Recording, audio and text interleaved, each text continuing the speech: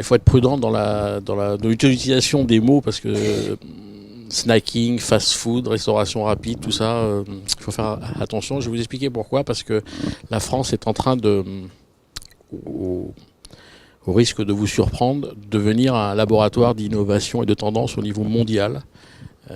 Au niveau de sa restauration, ce qui est extraordinaire. Ça faisait 25 ans qu'on dormait et soudainement on se réveille.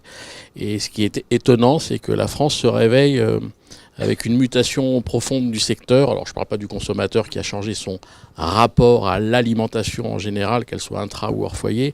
Je parle de l'offre qui est en train de muter avec en gros une restauration dite rapide qui monte à un niveau de qualité inédit et unique. Et de l'autre côté, on a une gastronomie qui descend vers de l'abordable à un niveau que personne n'aurait soupçonné il y a encore 10 ans. Bref, on a les extrêmes du marché qui poussent vers le centre et ça redistribue les cartes.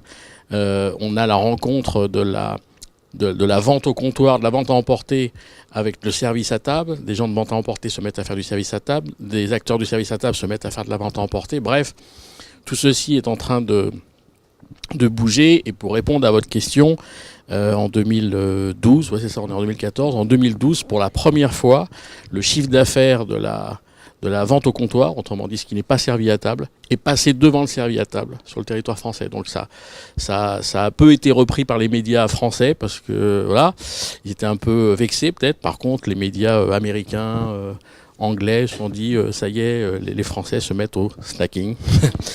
La seule chose qu'ils ont oublié dans leur analyse, c'est que oui, on se met au snacking, mais on se met au snacking depuis que le snacking monte en gamme.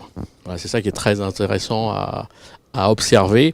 Et on a même des chefs étoilés, je parle de Bocuse, Ducasse, Vera il y a quelques années, Robuchon, Westermann, Guy Martin, je ne vais pas tous les citer, qui se sont mis à faire des sandwichs, des quiches, des soupes, des salades, à des prix extrêmement abordables. Voilà. Donc on est franchement dans une mutation passionnante.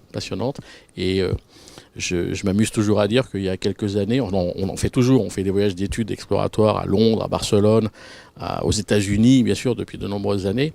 Et là, depuis 1 an ou 2, on a des demandes d'Américains et de Canadiens pour faire des voyages d'études en France. C'est incroyable quand même. Ils prennent des photos et ils regardent ce qu'on fait, quoi. Je trouve ça très intéressant.